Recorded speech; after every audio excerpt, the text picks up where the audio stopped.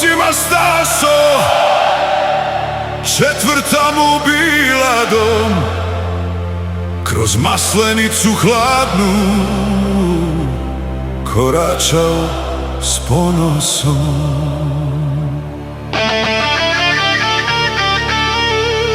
Zima 94. Ljeto 95.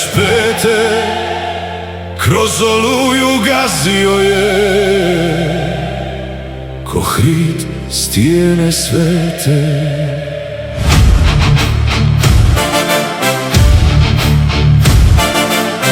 Na Velebitu ranu nosio je tiho, gdje su straže čuvale to hrvatsko bilo.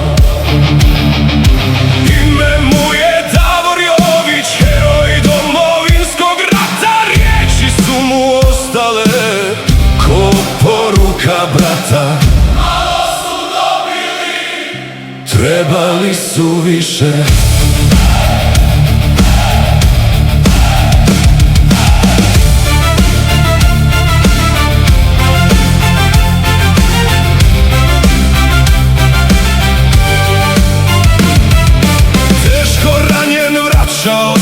Posustati nije znao, u srcu mu Knin je bio, za njega bi sebe dao.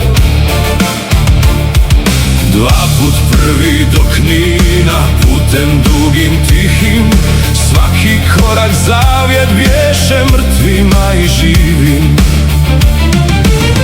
Na položajima ratnim gdje se jutro budi, ostavio vječan trag u srcu svojih ljudi. U oluji duše, u vihoru rata, postao je simbol vjernoga Hrvata. Na južnim je crtama stajao bez straha, tamo gdje se brani čast hrvatskoga praha.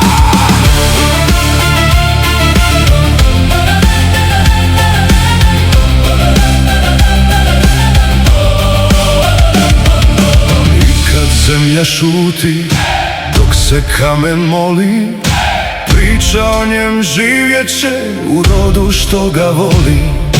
Biokovo čuva ga kao sina svoga, ratnika što dao je više od jednoga. A riječi njegove kroz vjekove dišu.